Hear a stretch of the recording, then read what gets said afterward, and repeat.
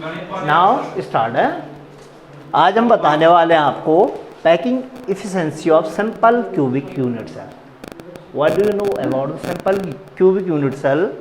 इसमें क्या होता है, जो एटम होते हैं, आयन होते हैं, स्फीयर होते हैं, सिर्फ कहाँ होते हैं? Situated only on corner, 8 corner. ठीक है, तो सबसे पहले क्या लेंगे? सिंपल क्यूबिक यूनिट सेल समझना चाहिए तुमको। सिंपल क्यूबिक यूनिट सेल होती क्या है? एक क्यूब होता है जिसमें जो एटम होते हैं, आयन होते हैं, या स्फीयर मान सकते हैं हम उसको, सिर्फ किस पे स्थित होते हैं?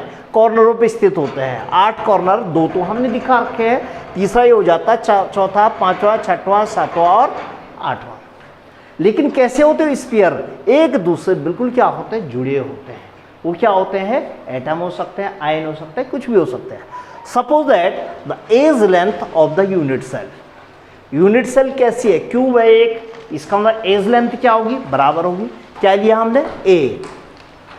The edge length of the unit cell is a. यहाँ से यहाँ ए, यहाँ से यहाँ ए, यहाँ से यहाँ बी और जी के बीच का जो दूरी है वो भी ए, और ए और एच, दैट इज ए।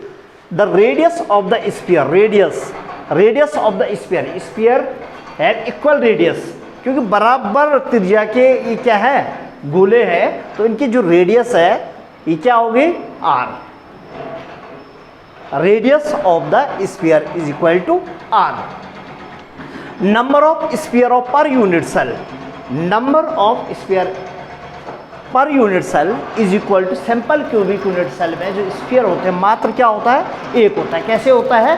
क्योंकि 8 कोनों पे जो गोले होते हैं, स्फीयर होते हैं, वो स्थित होते हैं, और उनका योगदान कितना होता है? 8 × 1/8।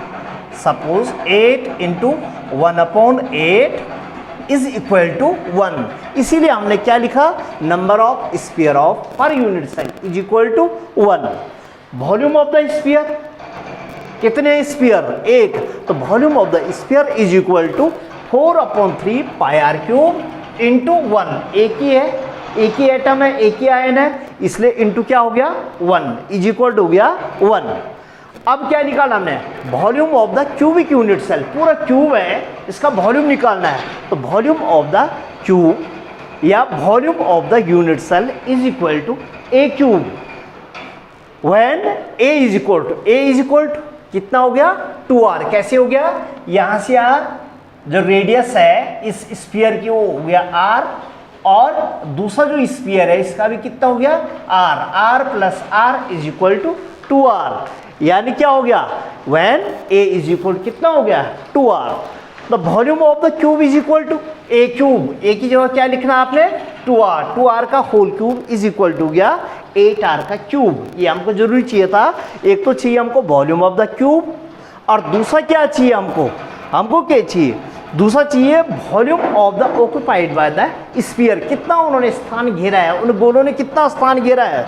तो packing efficiency of simple cubic unit cell is equal to गया volume occupied by the sphere, यानी गोले ने कितना स्थान घेरा है, यानी volume of the sphere is equal 4/3 πr³ upon volume of the unit cell.